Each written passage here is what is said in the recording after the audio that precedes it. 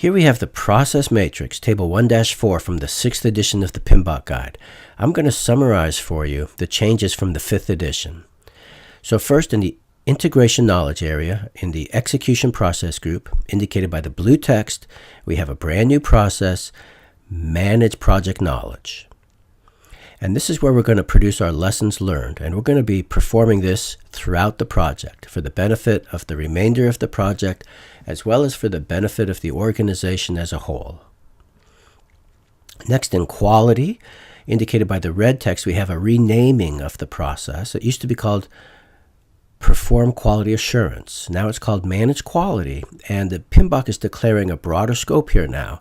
It encompasses all of the quality assurance activities, as well as process improvement of the project management processes themselves, as well as certain aspects of product design.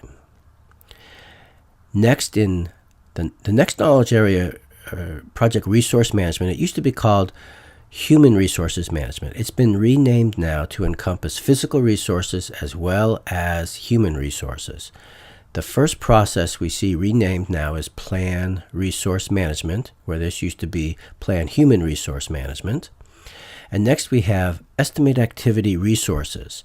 This used to be located in the Schedule Knowledge area, just ahead of Estimate Activity Durations. Well, now those activity durations are going to be dependent on resource decisions made here. Next, we have Acquire Resources. This used to be called Acquire Team, but now it's encompassing physical resources as well as human resources. Next, in Monitoring and Control, we have a brand new process indicated by the blue text, Control Resources. And this is focused specifically on the physical resources, where we're going to make sure they're available when and where we need them. The human resources are dealt with in the process Manage Team. Next, in communications, we see Monitor Communications, changed slightly from Control Communications.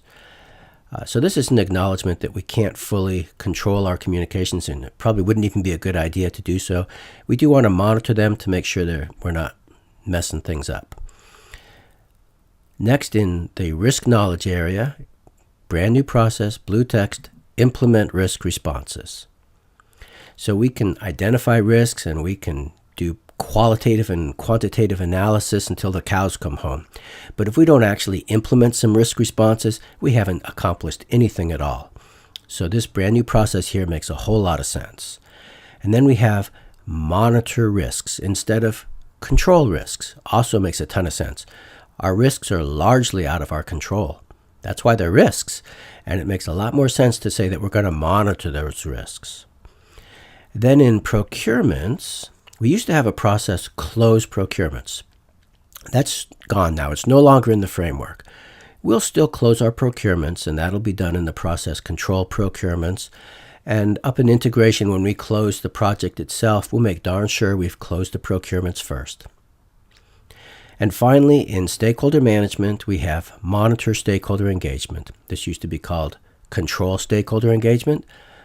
But again, to some degree, that engagement level is not fully within our control, and it makes much more sense to talk about monitoring that engagement here.